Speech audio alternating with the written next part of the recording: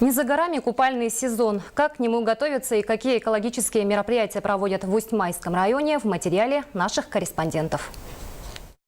Субботник, посвященный Всемирному дню окружающей среды и Дню эколога Российской Федерации, собрал на берегу реки Алдан представителей организаций и предприятий районного центра поселка Усть-Майя, общественности и молодежного объединения поселка, которые убрали береговую территорию. У нас же свои обычаи, у народов Саха, что мы бережем, мы обращаемся, люди живут, и все благословения, все просят у реки.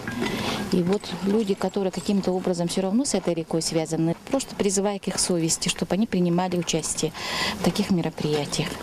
Более 50 человек приняли участие в экологическом субботнике. Причем принимают участие постоянно одни и те же люди, которым не безразлична экологическая обстановка своего поселка. Здесь находятся не только по указке руководителей, предприятий и организаций. Это жители поселка Усть-Майя, которые живут, работают, отдыхают на этом берегу, да и жизнь наша проходит здесь. Поэтому мы все рады, что территория облагораживается, что становится чище. Не за горами купальный сезон.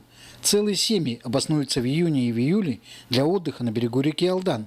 И чтобы создать для жителей экологическую атмосферу и безопасный отдых, проводятся такие экологические субботники по очистке береговых участков районного центра поселка Усть-Майя. Юрий Владимир Таюрский, Тимур Канаев, НВК Саха, Усть-Майский улус.